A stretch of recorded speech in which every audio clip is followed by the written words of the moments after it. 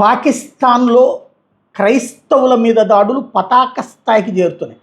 దైవద్రోహం పేరుతో మొన్న ఇళ్లని కూల్చి ఇళ్లల్లో ఉన్నటువంటి ప్రజల మీద దాడులకు సంబంధించి చూసాం. క్రైస్తవులకు సంబంధించి దైవద్రోహం పేరుతో తాజాగా 27 చర్చిల్ని తగలబెట్టారు. 400 క్రైస్తవులకు సంబంధించినటువంటి ఇళ్లని తగలబెట్టారు. ఏదైతే అంటే ఈ ముస్లిముల్లో అల్లాయే దైవం ప్రపంచానికి అని చెప్తారు. క్రిస్టియన్స్లో కూడా ఈయనే ఏకైక దేవుడు అంటారు కదా, అది తమకు దైవద్రోహం అని చెప్తున్నారన్నమాట.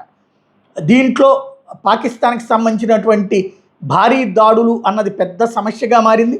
ఇప్పుడు ఎవరు నోరు మీద పట్టలేదు దీని మీద. ఇదిగో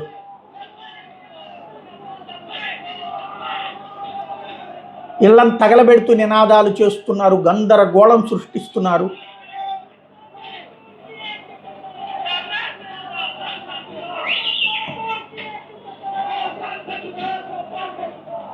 అంతు చూస్తామని నినాదాలు చేస్తున్నారు, రెచ్చిపోతున్నారు. అక్కడ కనబడుతుంది కదా చర్చి అనేటటువంటిది కూడా.